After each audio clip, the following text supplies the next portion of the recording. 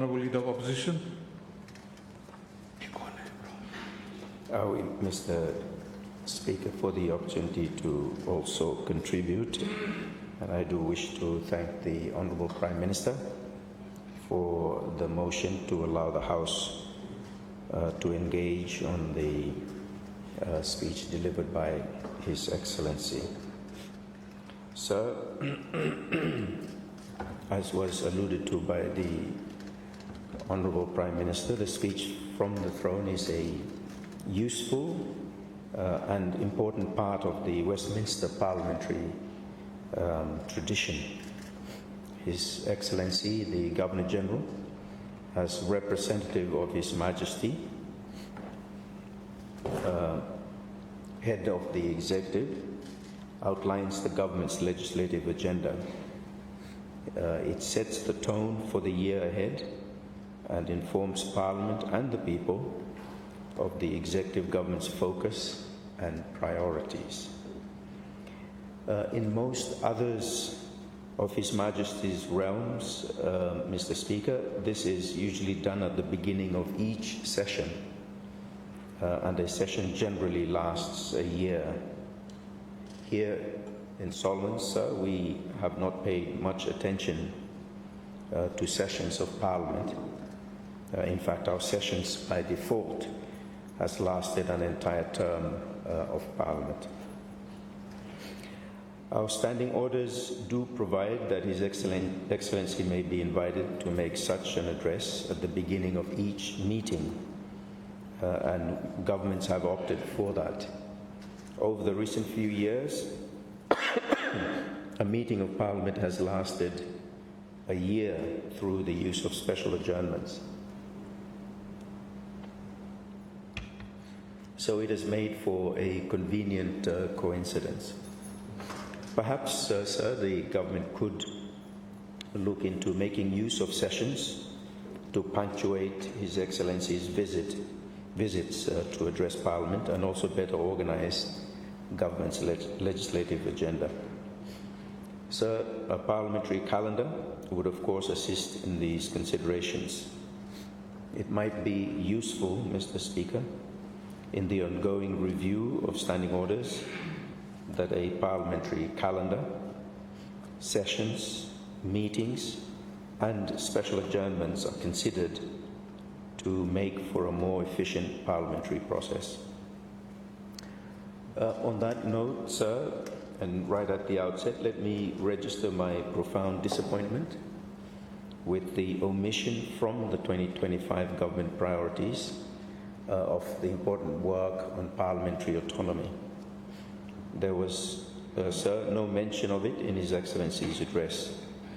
As you will recall, Mr. Speaker, there was much discussion of this important reform agenda in the last House, and also in the last year, the first year of this House, to ensure that we can progress it forward.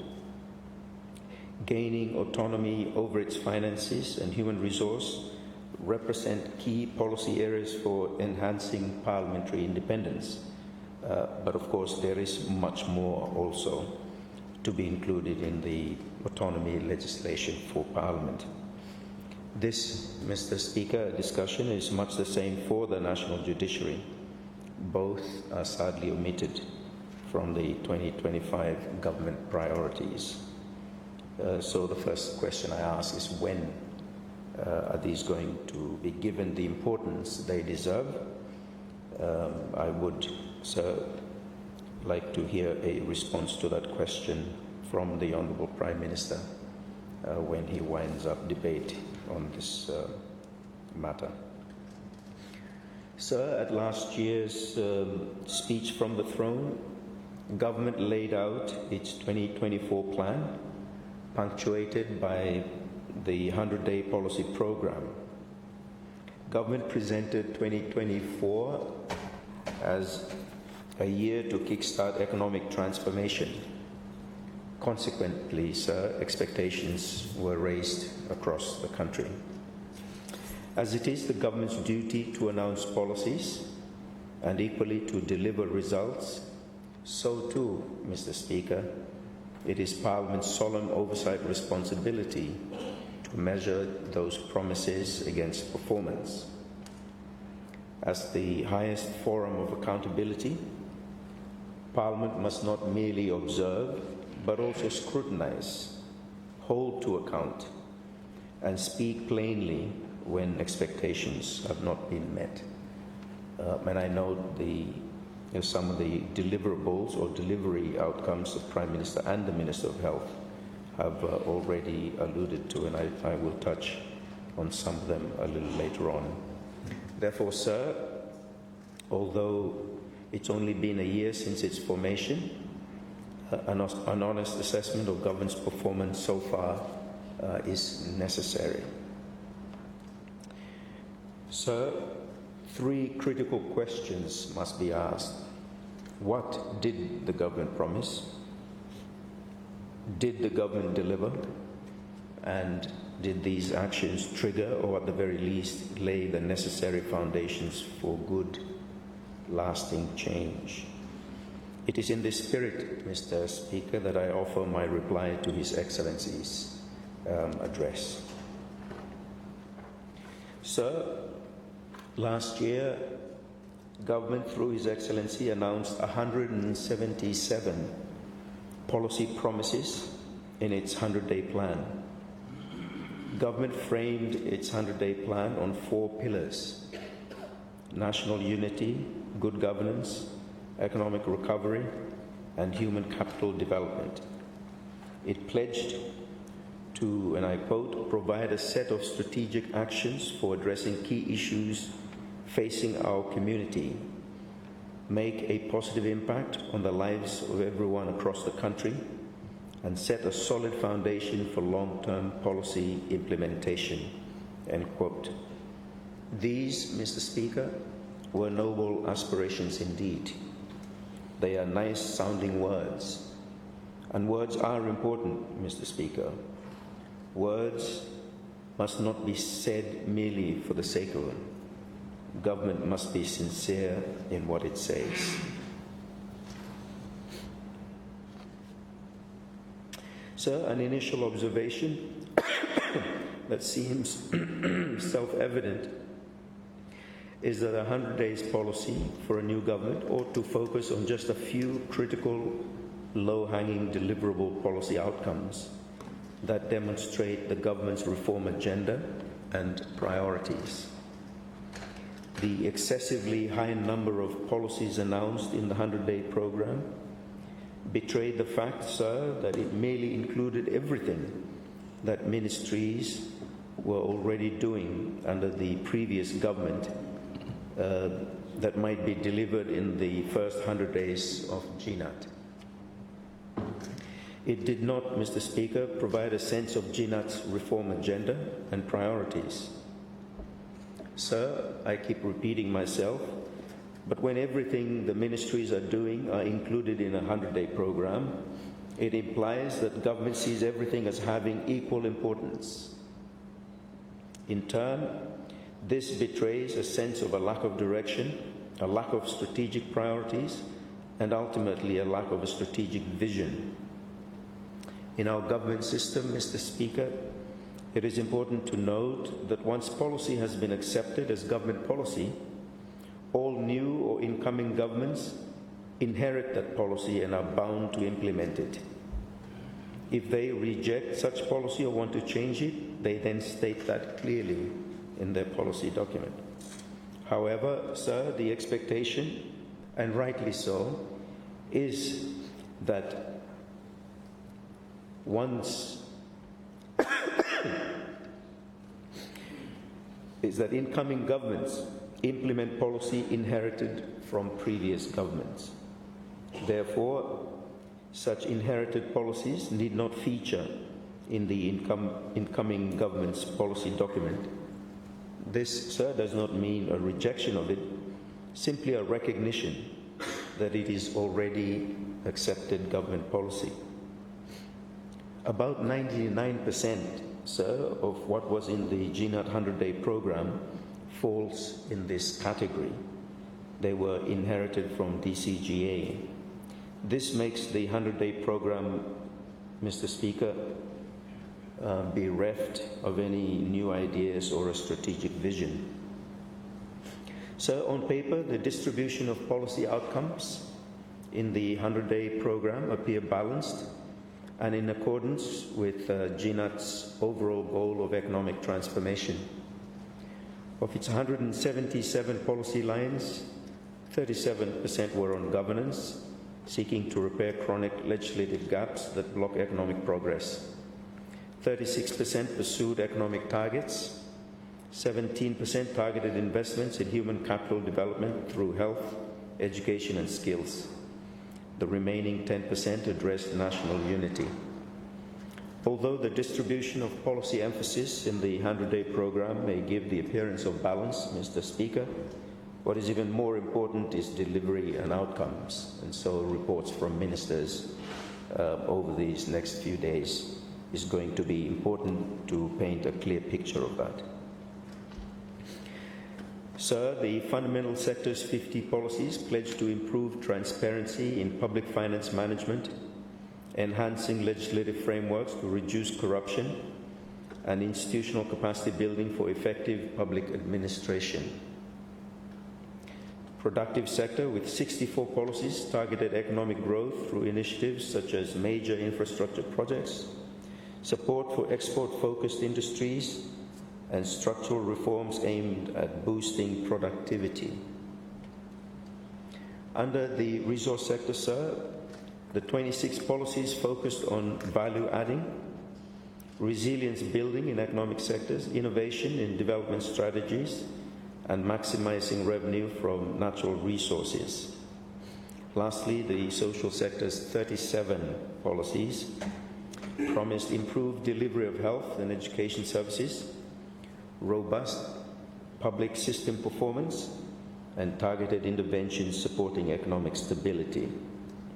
These pledges, Mr. Speaker, painted a vision of broad national prosperity, a vision that would ultimately stand or fall by the government's capacity to deliver.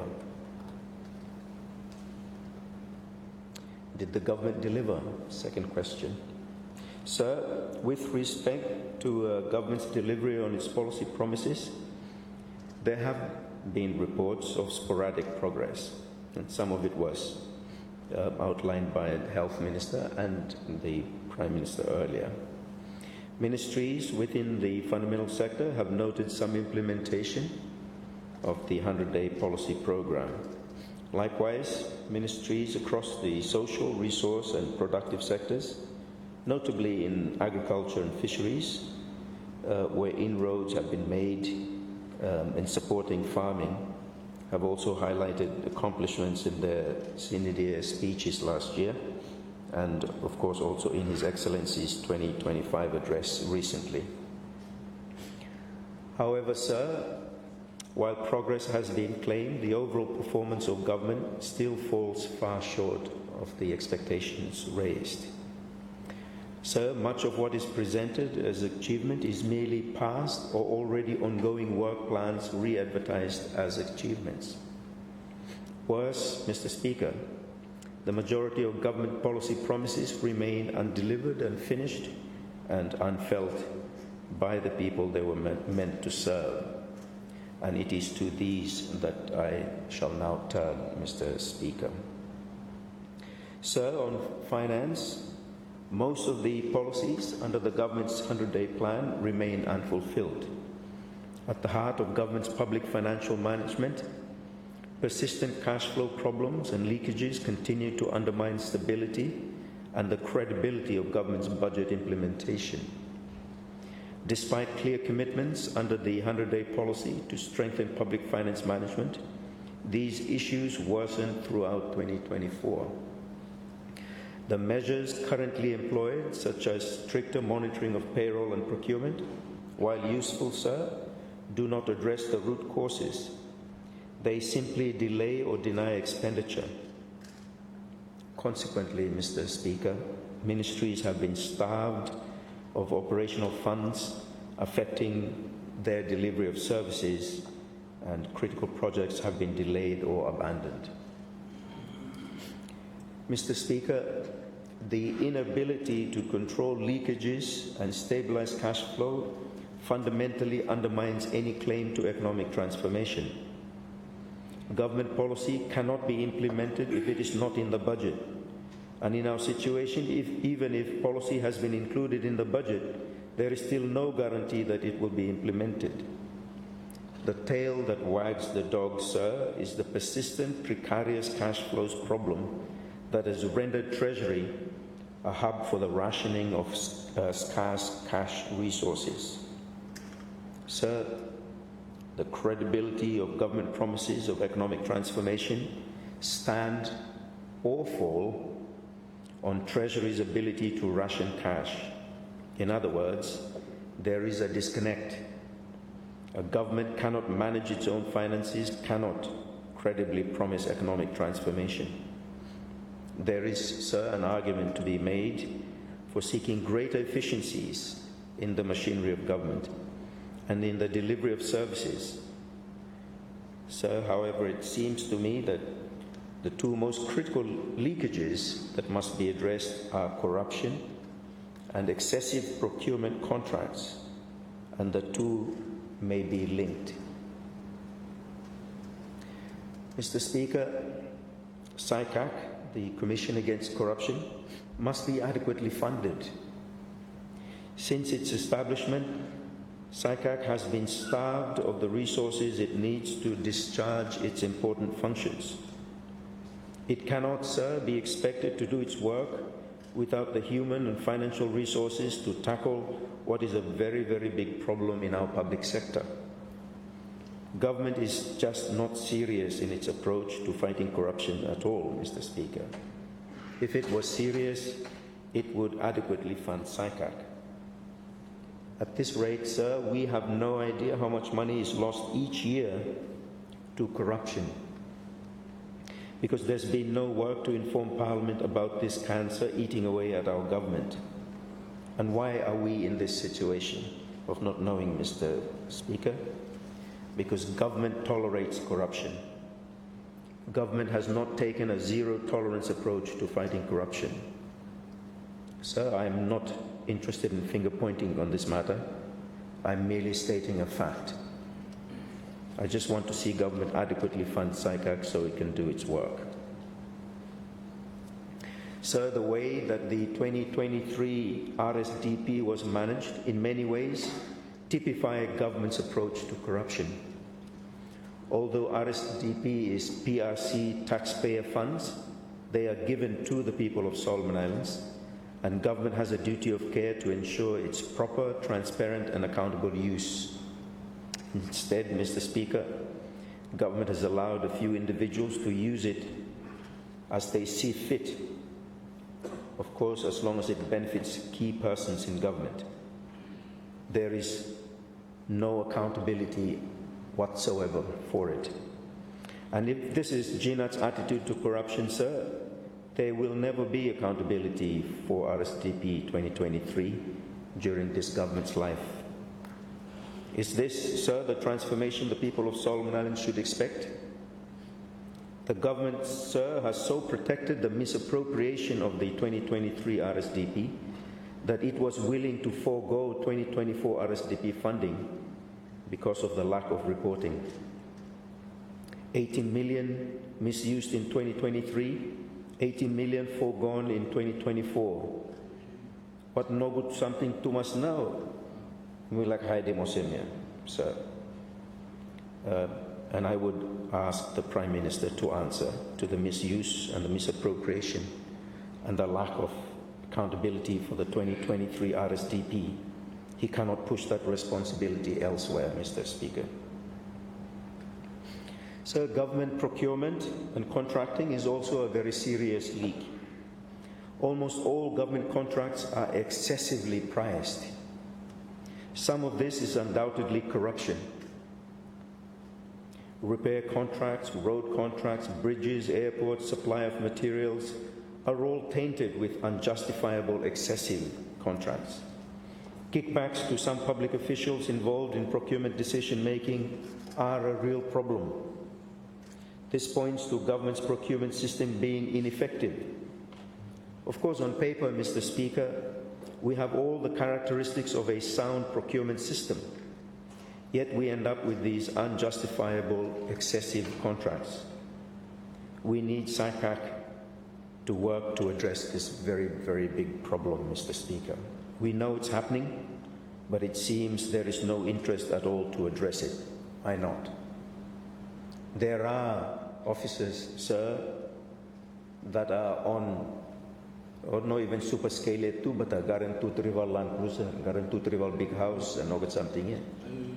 And we got a big problem here, Mr. Speaker, and it's contributing to this cash flow problem of government. Of course, sir, not all excessive contracts are due to corruption. Contracting under international financial institutions are also excessive. You mean let's not talk about WARF no more today. You mean talk about TINA. These result in larger than necessary borrowing and interest costs. I have seen some guesstimates, Mr. Speaker, that have put government's contracts priced at 6 times what would otherwise be the true economic value of such contracts. Sir, I once confronted a representative of an international financial institution on this issue and was dismissed on the ground that Solomon Islands is an expensive development destination. This, Mr. Speaker, is an outright lie. We have been fed a lie and our government has swallowed it whole, Mr. Speaker. Sir, our government has enabled this to continue. I have voiced my concern on this matter on a number of occasions in this House and outside it, but it seems government does not take it seriously.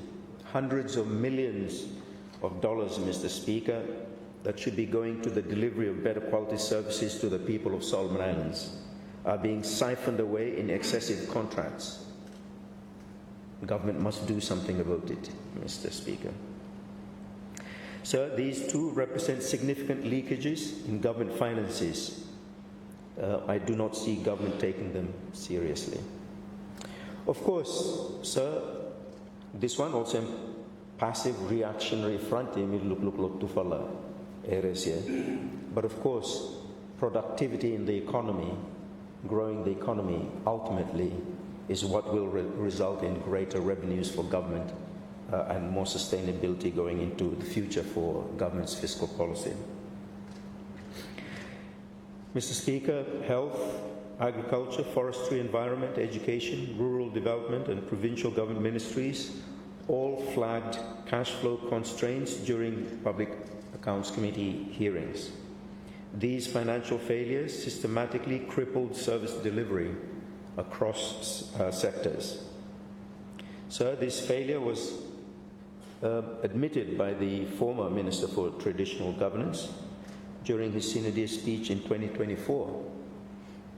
National unity was positioned as a foundational pillar of the 100-day policy program, with the ministry tasked with 4 key initiatives, including the critical review of the national peace-building policy. Yet in practice, sir, none of these were delivered. The minister cited reservations and, more tellingly, the same cash flow constraints that continue to paralyze government across all sectors. The same story of under-delivery, sir, repeats itself across other sectors. In the social sector, sir, many of government's promises remain undelivered.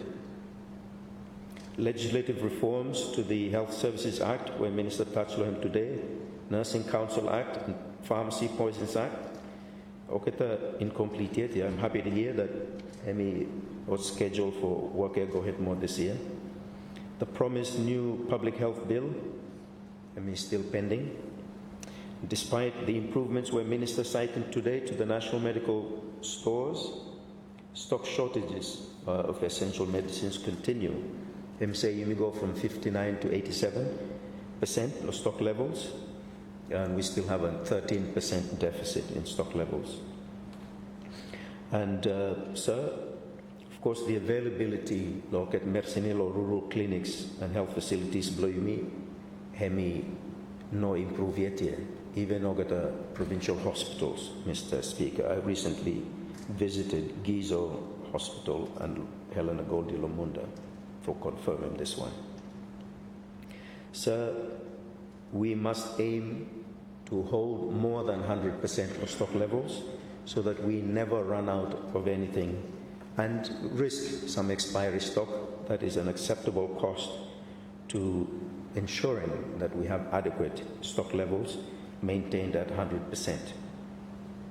So recruitment of health workers was announced in His Excellency's address, and the Minister alluded to it. 180 nurses, 35 doctors in 2025, yet salary support remains unfunded in the budget, leaving workforce gaps unresolved. Time you may announce him something, you may make sure selling for him stop, Mr. Speaker. It is also noted, sir, that a significant portion of this year's drugs budget, also Minister Hemi admit him, Hemi go for clear areas below last year. And this one Hemi problem of decision making inside the health ministry. Decisions are not being made efficiently. Decisions that should take a day to make is taking more than a few months to make. And so him pile up, and we've got arrears there. So time we increasing budget below drugs and dressings, budget below last year, half low. So we're no ahead, Mr. Speaker. This one must fixed, and then probably more at the administrative level, but the minister must put a foot below him. So, as such, there have been improvements, I grant. However, drug shortages, insufficient hospital beds, emergency overflow, people still lay down the floor yet, and an increasing backlog of medical cases still define our public health landscape. I note the infrastructure improvements and the launching where Minister had talked about, those are great. We must have more of those, but more must be done. More is expected, rightly so, and more must be done in the health sector, sir. Similarly, in education, Mr. Speaker, the new teacher salary structure, though finalized, remains unimplemented. Postponed come for this month of May, but I'm not sure I still go ahead or I move more. The reviewed school education grant policy has not translated into tangible support for schools. The much needed school infrastructure development plan still sits idle, with no improvements yet felt on the ground. The tertiary loan scheme announced by His Excellency again in 2025 to widen access to higher education remains non-operational. Critical reforms such as the review of the SciTESA Act and the Tiva legislative framework are still incomplete, Mr. Speaker. During its inquiry into the 2024 actual expenditure, Mr. Speaker, the Public Expenditure Committee discovered that the scholarships budget, as an example, scholarships budget alone was underspent by about 70 million. When many students were eligible for awards, they met the academic criteria for entry. In fact, the total underspend in education could more than fund SINU and make all its programs free to all students who are able to meet academic entry requirements. It seems, Mr. Speaker, government is uninterested, not interested in these things. Yet these are the initiatives that are more likely to produce strategic change and gain across society and in the economy. Sir, His Excellency acknowledged in his 2025 speech that youth make up 70% of our population, and he spoke of empowerment. Yet, sir, government has not presented a serious plan to tackle youth unemployment. Yes, you may rely a lot or get to go pick up all and also one fella solution to it, but you must create opportunities domestically to tackle youth unemployment. No targeted job creation strategy, no clear investment in youth enterprises, and no practical pathways from education to employment have been delivered. Promises of inclusion mean little if an entire generation is left without opportunity, Mr. Speaker. On the resources and productive front, sir, while budgets increased and discussions began, the Ministry of Agriculture's core projects and infrastructure promised under the 100-day policy program remain incomplete. The Ministry, sir, is still stuck in reviews, consultations, feasibility studies, and early stage planning. These, sir, cannot be 100-day achievements for an important sector. In tourism, Mr. Speaker, policies were announced, but little tangible progress has been made. The 100-day policy promises of strengthening community-based tourism, empowering youth entrepreneurs, and advancing cultural preservation remain largely unfulfilled. The Solomon Holiday campaign was launched, but visitor numbers have not improved. Key policy and legislative reforms are delayed, and the promised 5-year tourism roadmap remains incomplete, Mr. Speaker. Critical infrastructure investments, including hotels, resorts, and upgraded transport links, were announced. And of course, nobody expects these to materialize in 100 days, but there is an expectation that there are significant progress made towards commencing them. Despite increased international marketing efforts, sir, real growth in the tourism sector remains elusive. The rebranding exercise and the marketing of Solomon Islands as a tourist destination has been a terrible failure, Mr. Speaker. The mark of success, Mr. Speaker, in this sector is tourist arrival numbers. And that tells an undeniable story. Sir, when something hasn't worked for many years and we keep repeating it, it makes a mockery of us. Without serious targeted investment and focused delivery, sir, tourism will remain an untapped promise, not the pillar of national growth we want it to be. In the forestry sector, Mr. Speaker, government's 100-day policy promises remain largely unmet also.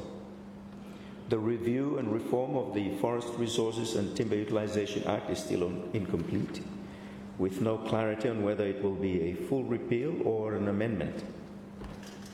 Enforcement of the 8% mill timber quota remains weak, undermining efforts to create local jobs and value add. Monitoring and compliance across log ponds, a key 100-day action, is crippled by underfunding and manpower shortages, allowing revenue leakages to persist. Plans to promote downstream processing and launch sustainable carbon trading initiatives have stalled. In a sector that should be a pillar of wealth, government negligence and mismanagement of our forest resources has left only stumps where forests and opportunity should stand. There is, Mr. Speaker, nothing that gives hope in an industry that should be a natural strength in our economy. Government's approach in forestry, sir, seems to me to be one of merely managing a diminishing industry to allow it a soft landing. Sir, there are opportunities in forestry, but government seems uninterested in them. In the mining sector, Mr. Speaker, government's 100-day policy promises remain also largely unfulfilled. No progress has been made to separate administrative and regulatory powers, although I hear from what Prime Minister Hemi said to it, that's now imminent. I will look forward to that further legislative work. This, as it is, leaves the sector vulnerable to ongoing unchecked ministerial control. So although a mining cadastral system was introduced, the system can be bypassed, and enforcement mechanisms remain weak. Promised reforms to outdated mining laws and stronger environmental protections are yet to materialize. Revenue transparency and benefit sharing with resource owners remain distant goals, Mr. Speaker. I look forward to the Mineral Resources Bill to see how these matters are being tackled. Sir, despite bold claims of transformation in this sector, the reality is that governance weaknesses persist. Reforms too slow, and the promised new era for sustainable mining is yet to truly begin. And all the while, Mr. Speaker, minerals are being exported from our country, probably to the loss of the government and the loss of resource owners. Sir, given the government's 100-day policy commitments across ministries include legislative reforms, allow me to turn to government's legislative program for 2024. In 2024, what bills where His Excellency announced him, Mineral Resources Bill 2024, that's now in your office, Mr. Speaker. National Building Standard Bill 2024, that's also now on notice. And Special Economic Zone Bill 2024, that has just been, the inquiry has just been completed, and reporting Secretary still for completing yet. So those three were announced Law 2024. And the others, Law 2024, that were announced by His Excellency was Citizenship by Investment Bill 2024. We've had no update on this one, so perhaps the Minister would like to update the House. And then the Micro, Small, Medium Enterprises Bill 2024, announced too. Let's hear some update, Law Minister. The Value Added Tax Bill 2024 was also announced. Let's hope to hear an update, Law Minister. The State-Owned Enterprises Bill 2024, Public Service Bill 2024, Civil Registration Bill 2024, Provincial Government Amendment Bill 2024, Immigration Bill 2024, and Forest Timber Utilization Bill 2024. Those were announced in 2024, and I think the House would appreciate an update. Lower now, Olketa Bilia Kasim. So on government's legislative program, Law 2024, the 2024 speech by His Excellency made 12 legislative commitments aimed to retool economic mechanisms, was the way to put it, and redefine institutional operations and address specific sectoral dysfunctions. One might call this GNUT's blueprint for national reform. But reform announced, Mr. Speaker, is not reform executed. Government must be judged by both what it says and what it does, and in some cases by what it does not do. In 2024, sir, none of the bills announced in the legislative program were passed in the year 2024 itself. 3 of the 12 bills received progress updates in Parliament during the motion of sine die. These 3 bills, of course, now sit in Parliament, also meet Talem first time, and the compliance issues raised by the Honourable Prime Minister, I think, are pertinent, and I think a ruling from yourself, Mr. Speaker, on compliance with those orders, 43 and 44, by Hemi helping government to be more efficient and to know what to look forward to before Orketa submitting bills come law office below, so that we are not being held in abeyance, and bills committee is able to proceed a little bit more efficiently also on bills as they are placed on notice. Sir, the remaining 9 bills that were announced in 2024, you mean no sabe anything yet. There are no clear timelines or implementation plans outlined at the close of Parliament last year, and there's nothing in His Excellency's 2025 speech on those as well. Of the 9 remaining bills, sir, 8 are not new proposals. The Citizenship by Investment was first announced in 2020 speech from the throne, with a commitment to present it to Parliament, to Cabinet. The MSME bill, sir, was also flagged for tabling in Parliament in the final quarter of 2020. The VAT bill was announced for introduction in 2023. The Public Service Bill was promised for Parliament by the second quarter of 2020 and then again in 2022. The Provincial Government Amendment Bill was initially expected in 2020, then rescheduled for 2022. Then fall down, you know, where I'm going now. The Immigration Bill, sir, was reported to have undergone review as early as 2020. The Forest and Timber Utilization Bill, sir, was scheduled for introduction in 2021, deferred to 2022, and then pushed again to 2023. Sir, it is clear government must do better. If His Excellency had looked at previous addresses by his predecessors, he might have raised doubts as to whether government's announcements match work on the ground to deliver. Mr. Speaker, this complete absence of progress on government's legislative program, especially for bills which have already had much work done on them and form part of the current government's 100-day policy, cannot be excused easily. It reflects a failure in leadership and capacity. The inertia shows a lack of political will and bureaucratic incapacity. Progress in pieces, Mr. Speaker, still points to government failure in the whole. Sir, the public expects and rightly deserves not only good policy intentions but visible delivery. When delivery falters, sir, confidence in government diminishes. Sir, this paradox strikes at the heart of government's credibility. There is desire without discipline.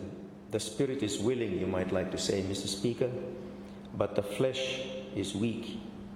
The flesh in bureaucratic, institutional, and political mechanisms. And weakness in government, sir, is never morally neutral or politically benign. Unfulfilled promises harm more than just the legislative schedule. They become signals of indifference to public hopes and needs. Sir, in his 2025 address, His Excellency announced a reduced legislative program, just 9 bills this year, down from the 12 bills he announced in 2024. Notably, Mr. Speaker, 4 bills from the 2024 agenda have disappeared without explanation. In their place, 2 new additions have been made, the Environment Bill and Electricity Amendment Bill. This shrinking list, Mr. Speaker, alongside the government's persistent failure to deliver on past commitments, reinforces, sir, the perception that legislative ambition is retreating rather than advancing. Further, it paints a picture of changing priorities, or worse, a government without direction. Further, Mr. Speaker, His Excellency announced that the revenue sharing bill is being drafted. It remains unclear, sir, whether this is an entirely new proposal or a revival of the bill that was shelved in 2019 pending further consultations. His Excellency also noted, sir, that the long-awaited CDF regulations, crucial for the implementation of the CDF, will only come into effect in the second quarter of 2025. These two, sir, further illustrate the pattern of delay and uncertainty and ambiguity that has come to define government's overall legislative performance. Sir, what must be done now is not that complicated. The Prime Minister, sir, must insist on ministerial accountability and responsibility. Each minister must report on bills with measurable updates. There must be strict deadlines for bills and consultations. Legislative planning should be coordinated across all responsible ministries. It should prioritize outcomes, not just the optics. Ministers, sir, must work and take an interest in delivering a government policy and legislative program. Sir, I think we must cut down on overseas trips too. I think it'll take him up too much time here. Make ministers can spend more time working on these important priorities. The people expect it, sir, and the people deserve it. Mr. Speaker, Parliament must insist on progress from the executive continuously. No bill should be allowed to disappear in silence. Half measures must not be accepted as signs of progress. Public institutions, Mr. Speaker, are too important to be treated recklessly. Parliament, and more importantly, government, bears a responsibility to build a culture where accountability is always unavoidable. Only then, sir, can reform agendas achieve real impact and value. Government must not take the attitude, Mr. Speaker, oh well, we didn't deliver, so be it. No more, Mr. Speaker. Nor should ministers take the attitude that delivery is solely the responsibility of public servants, and therefore public servants now should be blamed for the lack of delivery. No more, Mr. Speaker. An important executive government, political government, let me take primary responsibility. Sir, the only substantive legislation brought to Parliament last year, apart from the Supplementary Appropriation Bill and the 2025 Appropriation Bill, was the Constitution Amendment Constituent Assembly Bill 2024. Sir, even though the government had the whole year to convene the Constituent Assembly, the Prime Minister delayed it until just days before its constitutional deadline, before attempting to seek amendments using a defective bill. It was, sir, a poorly drafted piece of legislation, riddled with errors, omissions and gaps. Really, sir, it had no place being passed by Parliament in the form in which it was presented. In his 2025 address, sir, His Excellency confirmed that government's intention to reintroduce the bill to Parliament. Sir, if this was meant to say that the government will reintroduce the same bill, then I am extremely disappointed, and we haven't learned from that situation end of last year.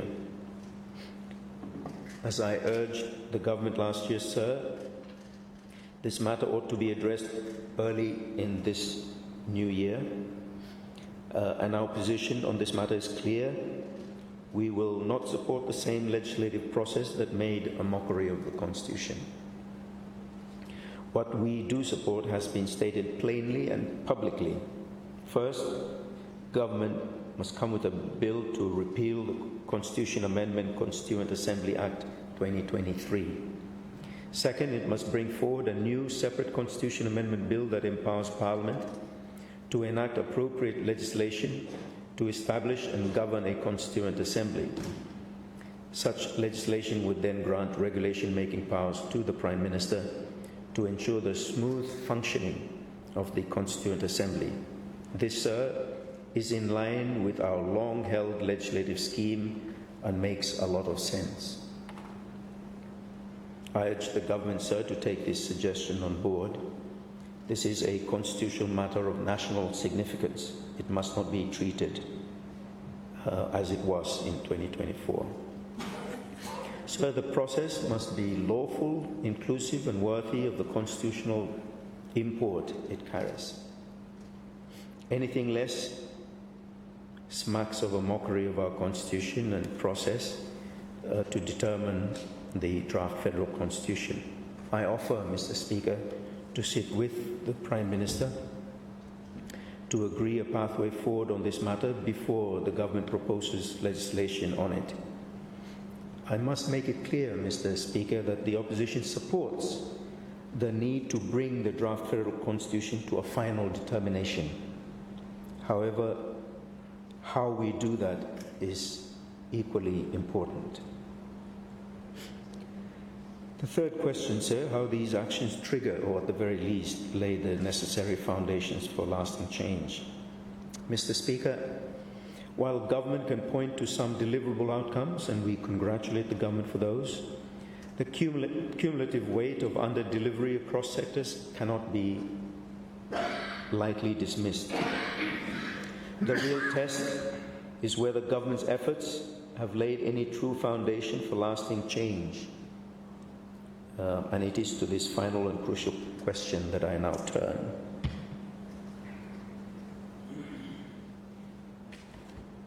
Mr. Speaker, the proof of the pudding is in the eating, as they say, and the evidence is clear. Government's promises of transformation, driven by its 100-day plan and reflected in the 2024 speech by His Excellency and now the 2025 speech more.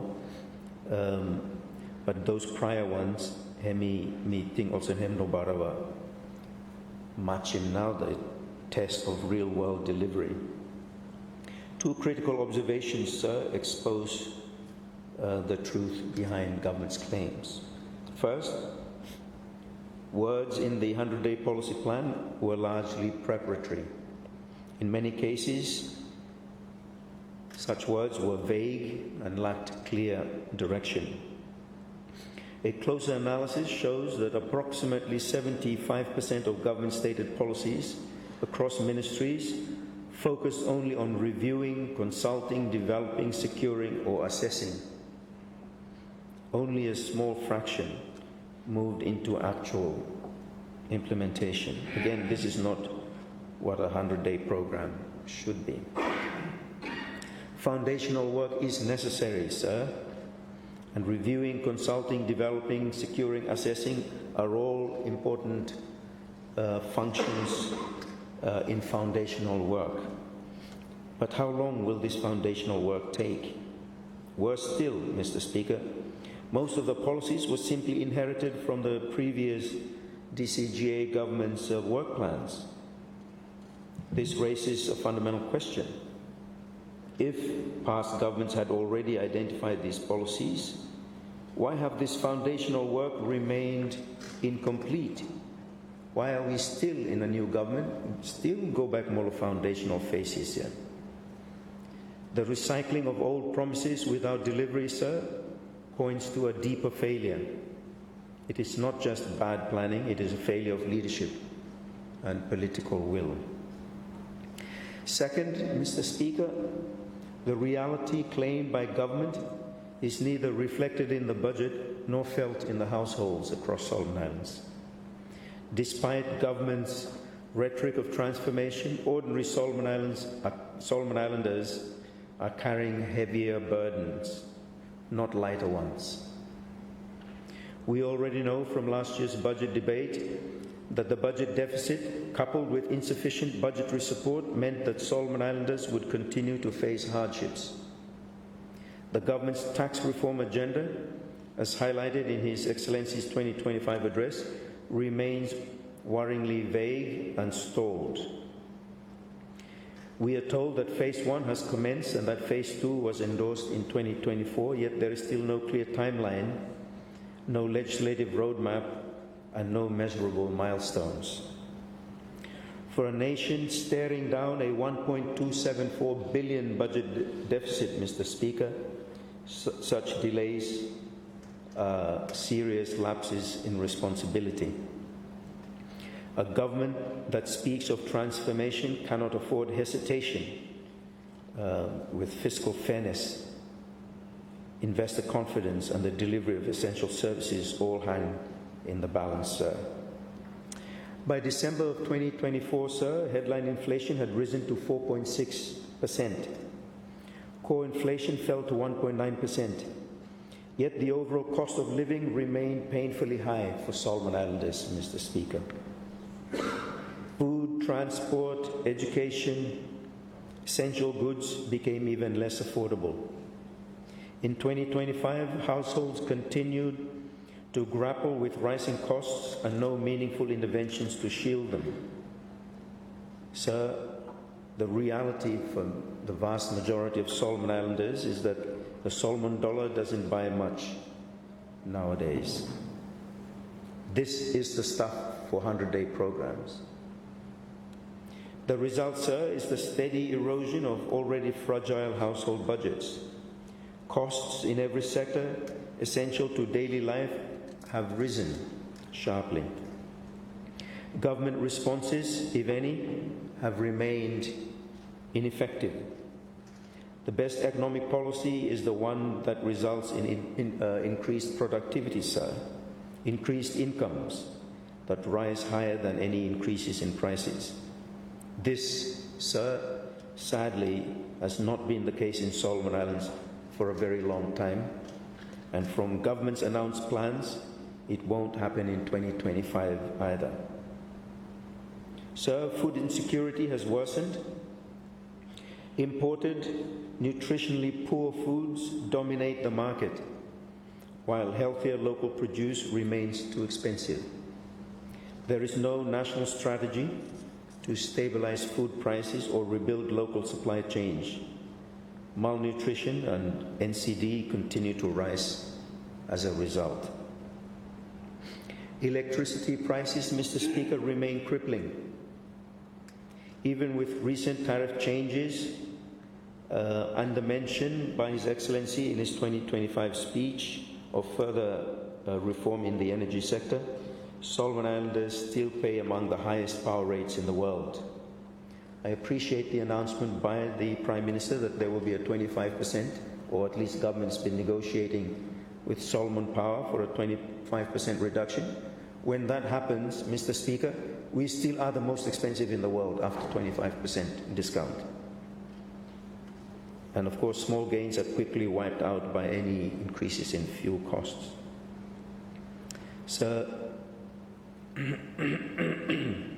there's been no strategy, none that has been announced, to shield consumers from global fuel shocks. And yet it is doable, we can do it. And families are left to absorb the full impact of high electricity costs themselves.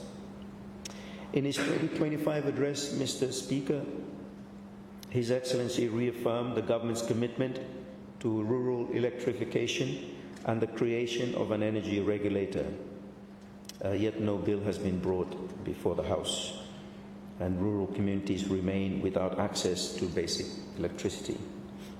Sir, until such promises are translated into legislative action and delivery, we lack the evidence of transformation.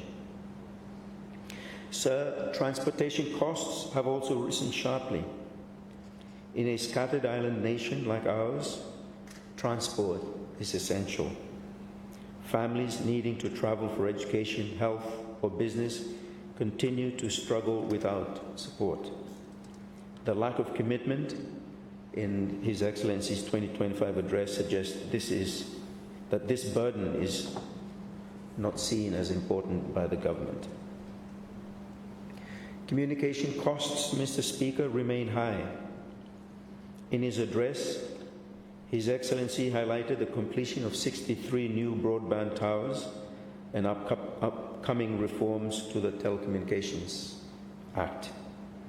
Yet internet access remains unaffordable for most Solomon Islanders. Investments built on loans using towers that are soon to be outdated technology risk becoming long-term burdens that widen rather than close the digital divide. Sir, the housing crisis is deepening. Young indigenous Solomon Islanders are priced out of the urban housing market. There is just no way for young professionals to afford property in urban centers. Budget efforts focus on structural reforms and long-term planning, but offer no immediate relief. Overcrowded, substandard living conditions are worsening across Honiara and other urban centers. Land reform and boundary mapping, as referenced by His Excellency in his 2025 address, is important for economic development, but these initiatives alone, sir, do not constitute a comprehensive housing policy for our young. Mr. Speaker, it ought to be government mainstream policy to encourage, facilitate young Solomon Islanders owning their own homes, Mr. Speaker. Very important to us. Sir, if government is serious about transformation, it must confront the growing strain on urban housing. At present, there is no roadmap to reduce cost pressures, facilitate home ownership, or unlock financing for ordinary Solomon Islanders. Government cannot, sir, continue treating housing as a secondary issue or a peripheral issue, while families are pushed further to the margins. In Honiara, as we know, sir, people face limited choices. You rent overcrowded or substandard accommodation. You go build lot settlement lobian, build where no meet standards, or you remain trapped in your parents' houses. These are not good policy outcomes in this matter, Mr. Speaker, and they are in the realm of policy, public policy, sir. So transformation must produce outcomes that are visible, felt, and lived by our people. Until housing becomes a mainstream pillar of government's development vision, this crisis, sir, will only deepen. So these issues are not isolated. They intersect and compound each other every single day. A family paying too much for food cannot afford electricity. A worker unable to afford transport cannot access a better job. A small entrepreneur without affordable internet cannot innovate. A family burdened by rent cannot save for healthcare or education. This, Mr. Speaker, is the lived reality. It really is a cost of living disaster, Mr. Speaker. It is a direct reflection of the quality of government policy and performance. Unfortunately, sir, this hardship is already the permanent reality for many Solomon Islanders today. I had hoped, Mr. Speaker, that government would make cost of living its driving policy focus. If government had its eyes focused on the people, it would see the daily struggles and hardships they endure, and it would then be motivated and energized to respond to lift the burdens of high cost of living. As it is, Mr. Speaker, there is an absence of government policy to tackle the high cost of living.